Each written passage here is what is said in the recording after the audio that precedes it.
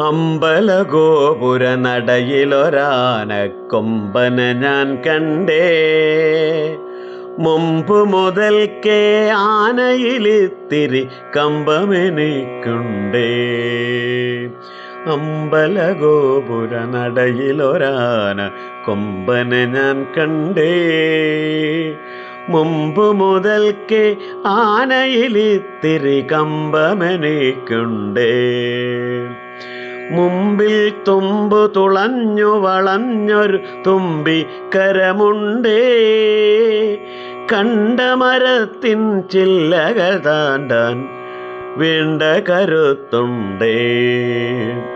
കാറ്റത്തിളകും ചെമ്പില മാതിരി കാതുകൾ രണ്ടുണ്ടേ.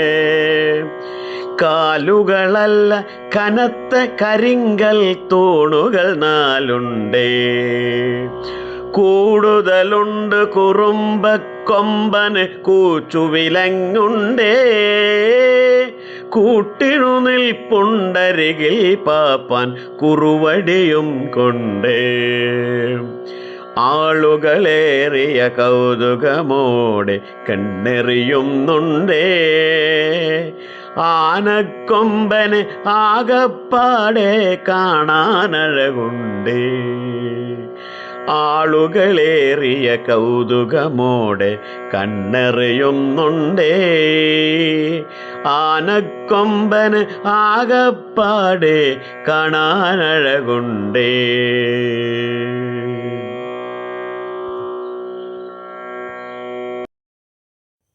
ഉത്സവത്തിന് ആനയില്ല എന്നാണ് കേട്ടത്.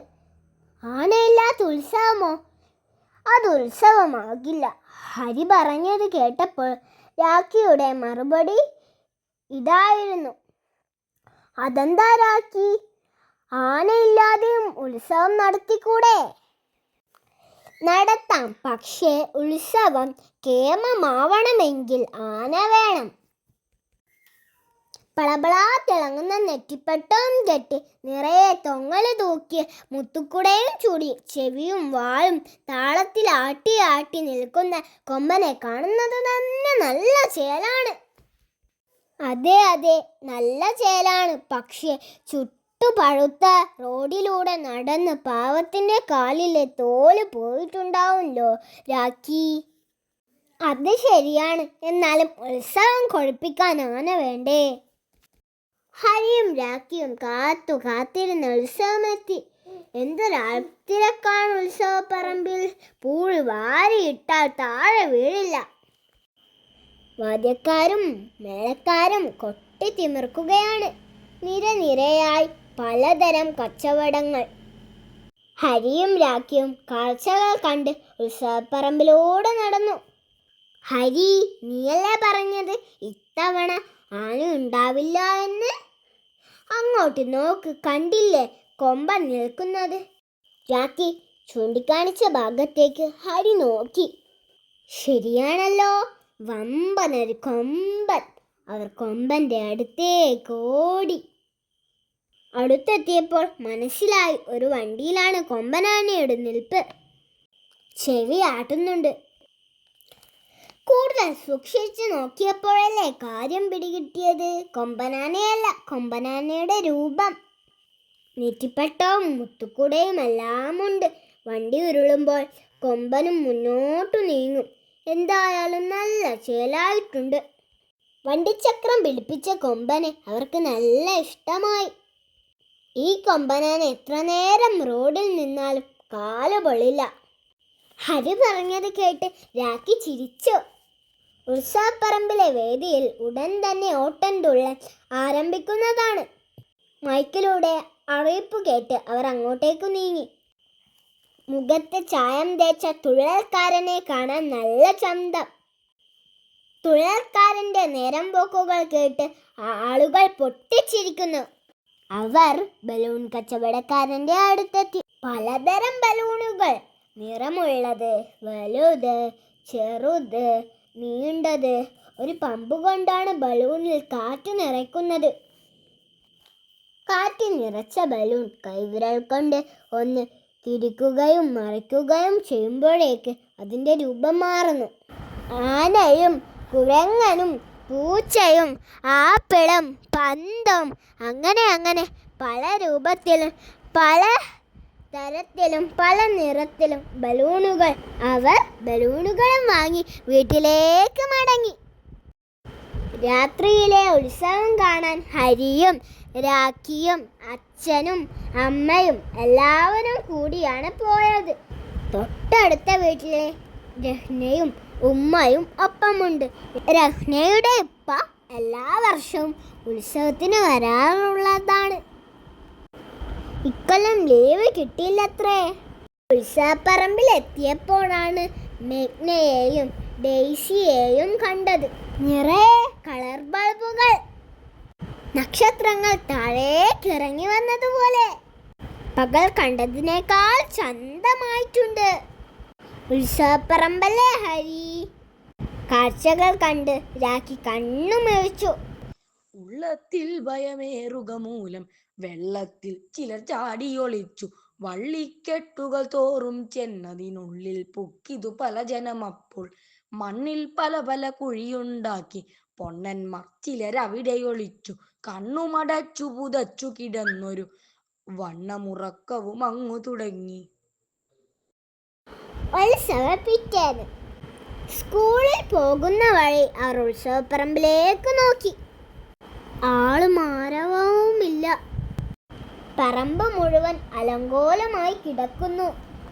പ്ലാസ്റ്റിക് കവറുകളും വർണ്ണ കടലാസുകളും ചിതറിക്കിടക്കുന്നു. മാലിന്യങ്ങൾ വലിച്ചെറിയരുത് എന്ന ബോർഡിനു മുന്നിൽ അവർ നിന്നു. ചൂലും കുട്ടയുമായി ഒരു സംഘം ആളുകൾ വന്ന് അവിടെ ആകെ വൃത്തിയാക്കി തുടങ്ങി. വൃത്തിയാക്കാൻ തയ്യാറാക്കിയ കുട്ടകളിൽ അവർ മാലിന്യങ്ങൾ ഇട്ടു. എത്ര വേഗമാണ് ഉത്സവപ്പറമ്പ് വൃത്തിയായത്! ചെറുതോ വലുതോ ആയ ഒരു പാഴ്വസ്തുവും ഞാൻ വലിച്ചെറിയില്ല. നിരോധിത പ്ലാസ്റ്റിക് വസ്തുക്കളൊന്നും ഉപയോഗിക്കുകയുമില്ല. ശുചിത്വത്തിനായി കൈക്കൊള്ളുന്ന എല്ലാ നടപടികളോടും ഞാൻ പൂർണ്ണമായും സഹകരിക്കും. മാലിന്യമുക്ത നവകേരളത്തിനായി നാടിനൊപ്പം ഞാനും ആത്മാർത്ഥമായി പ്രവർത്തിക്കുമെന്ന് പ്രതിജ്ഞ ചെയ്യുന്നു. കണ്ടെത്താം, എഴുതാം. കരിപോലെ നിറമുണ്ട്, കരിമേഘ പെരുവയറുണ്ട്, കാൽത്തൂണുകൾ 4 മൂക്കറ്റും കൈയുണ്ട്. ഉത്തരം ആന. ആനയെ വരയ്ക്കാം, നിറം നൽകാം.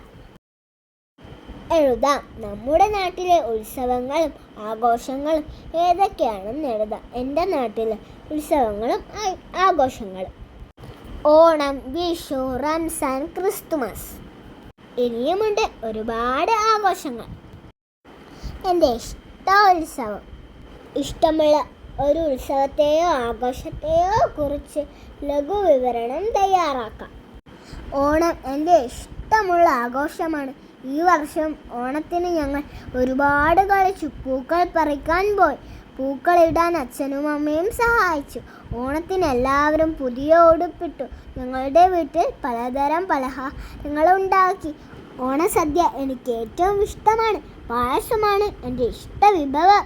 മാവേലി തമ്പുരാൻ ഞങ്ങളെ കാണാൻ വരുന്ന ദിവസമാണ് ഓണമെന്ന് മുത്തശ്ശി പറഞ്ഞു തന്നു.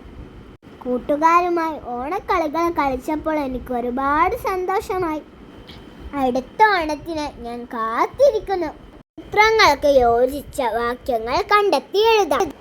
ചെവിയും വാലും താളത്തിൽ ആട്ടി നിൽക്കുന്ന കൊമ്പൻ. വാദ്യക്കാരും മേളക്കാരും കൊട്ട് തിമിർക്കുകയാണ്. ഒരു വണ്ടിയിലാണ് കൊമ്പനാനയുടെ നിൽപ്പ്.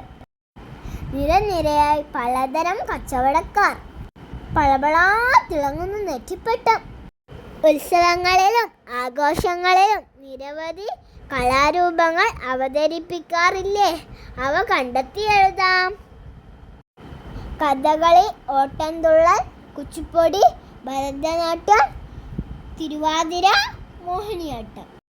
കഥയിലെ ചില പ്രയോഗങ്ങൾ നോക്കൂ. പാഠഭാഗം വായിച്ച് അവ ഉൾപ്പെടുന്ന വാക്യങ്ങൾ കണ്ടെത്തി എഴുതാം. പളപള തിളങ്ങുന്ന. പളപള തിളങ്ങുന്ന നെറ്റിപ്പട്ടവും കെട്ടി നിറയെ തൊങ്ങല് തൂക്കിയ മുത്തുക്കുടയും ചൂടി ചെവിയും വാലും താളത്തിൽ ആട്ടി ആട്ടി നിൽക്കുന്ന കൊമ്പനെ കാണുന്നത് തന്നെ നല്ല ചേലാണ്. ചുട്ടുപഴുത്ത റോഡിലൂടെ നടന്ന് പാവത്തിൻ്റെ കാലിലെ തോല് പോയിട്ടുണ്ടാവും രാഖി. കൊട്ടിത്തിമിർക്കുക. വാദ്യക്കാരും മേളക്കാരും കൊട്ടിത്തിമിർക്കുകയാണ്. കണ്ണുമിഴിച്ചു. കാഴ്ചകൾ കണ്ട് രാഖി കണ്ണുമിഴിച്ചു. ആശംസാ കാർഡ് നിർമ്മാണം. നമുക്കും ഒരു ആശംസാ കാർഡ് തയ്യാറാക്കാം. പ്രിയപ്പെട്ട നീയ, ഉത്സവം വർണ്ണശബളമാകട്ടെ, ആഘോഷങ്ങൾ ആനന്ദകരമാകട്ടെ എന്ന് സ്നേഹത്തോടെ അവനി. ചോദ്യങ്ങൾ നിർമ്മിക്കാം. പൂരം പൊടിപൂരം എന്ന പാഠഭാഗം വായിച്ച് ചോദ്യങ്ങൾ നിർമ്മിക്കാം. ഉത്സവത്തിന് ആനയില്ല എന്ന് കേട്ടപ്പോൾ ഇത് ഉത്സവമാകില്ല എന്ന് പറഞ്ഞത് ആരാണ്? കൊമ്പനാനയുടെ രൂപം എന്തിലാണ് നിൽപ്പുണ്ടായിരുന്നത്? ഓട്ടംതുള്ളൽക്കാരൻ്റെ മുഖത്ത് എന്താണ് തേച്ചിരുന്നത്?